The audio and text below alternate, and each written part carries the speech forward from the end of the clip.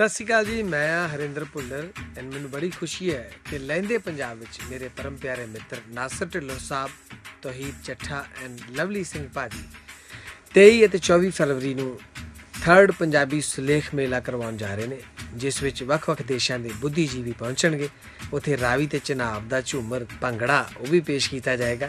ਵੱਖ-ਵੱਖ विषयों ते गलबात की जाएगी। 1947 की पार्टीशन ते अमरजीत चंदन साहब वो भी अपनी गलबात रखणगे। इस तो इलावा लहंदे पंजाब दे पंजाबी दे अजीम तरीन शायर भी अपना कलाम पेश करनगे। मस्जिद मेरी तू क्यों ठावे, मैं क्यों तोड़ा मंदिर नू, आजा आजा दोवें बह के पढ़िए एक दूसरे दे अंदर नू। सो मेरी बेनती है पंजाबी मां बोली नू प्यार करने वाले सारे मित्रां नू कि हुम हुमा के पहुंचो। इस वेले साडे समाज विच वंड वखरेवा ही हो रहा सारा।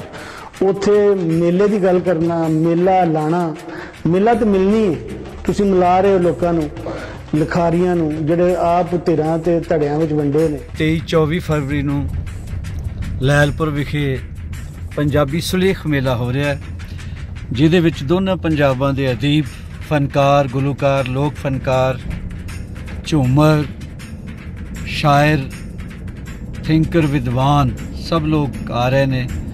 तुसी भी, मैं थोड़ा वीर हंसराज हंस, मैं ज़रूरी इल्तजा गुजारिश करना वा कि पंजाबी ज़बान नूं ते दोने पंजाबां दी आपस विच मिलनी नूं उत्साह करन लई, हौसला अफजाई करन लई लैलपुर विच जरूर पहुँचो।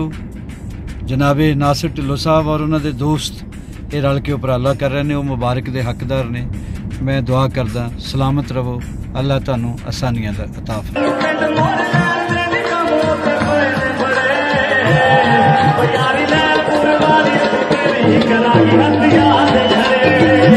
एंड हाँ, 24 तरीक ਨੂੰ ਜਿਹੜੇ ਸੈਸ਼ਨਸ ਨੇ ਵੱਖ-ਵੱਖ ਸੈਸ਼ਨ, ਉਹਨਾਂ ਸਾਰਿਆਂ ਦਾ ਸਿੱਧਾ ਪ੍ਰਸਾਰਣ ਯਾਨੀ ਕਿ ਲਾਈਵ ਤੁਸੀਂ ਦੇਖ ਸਕਦੇ ਹੋ ਪੰਜਾਬੀ ਲਹਿਰ YouTube ਚੈਨਲ ਤੇ। ਸੋ ਮੇਰੇ ਵੱਲੋਂ ਇਹਨਾਂ ਪੰਜਾਬੀ ਮਾਂ ਬੋਲੀ ਦੇ ਸੇਵਕਾਂ ਲਈ ਐਂਡ ਇਸ ਸਮਾਗਮ ਲਈ ਢੇਰ ਸਾਰੀਆਂ ਸ਼ੁਭ ਕਾਮਨਾਵਾਂ। ਸਤਿ ਸ਼੍ਰੀ ਅਕਾਲ।